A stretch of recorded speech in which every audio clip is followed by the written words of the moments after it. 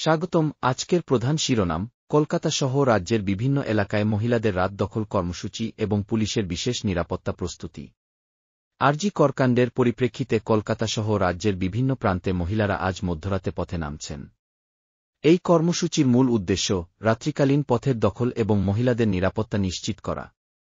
এই কর্মসূচি সামাজিক মাধ্যমে তুমুল সাড়া ফেলেছে এবং বুধবার রাত 11:55 থেকে মেয়েদের রাত দখল কর্মসূচি শুরু হবে।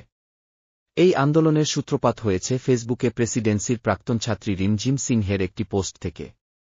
পুলিশও প্রস্তুত রয়েছে এই জমায়েতের নিরাপত্তা নিশ্চিত করতে।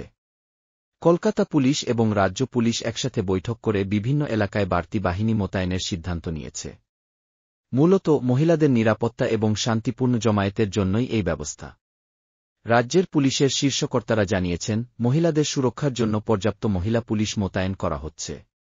যে কোনো রকম অপ্রীতিকর ঘটনা এড়াতে পুলিশ সর্বোচ্চ সতর্ক অবস্থায় রয়েছে। বিশেষ করে 5ই আগস্টের আগে এই ধরনের আন্দোলন নিয়ে পুলিশের নজরদারি আরও জোরদার করা হয়েছে। কলকাতা ছাড়াও উত্তর এবং দক্ষিণবঙ্গের বিভিন্ন জেলায়ও এই কর্মসূচি অনুষ্ঠিত হবে। তবে নিরাপত্তা নিয়ে কোনো ফাঁক রাখতে রাজি নয় পুলিশ প্রশাসন।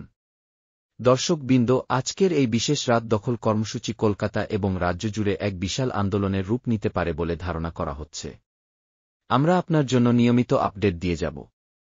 আমাদের সাথে থাকুন।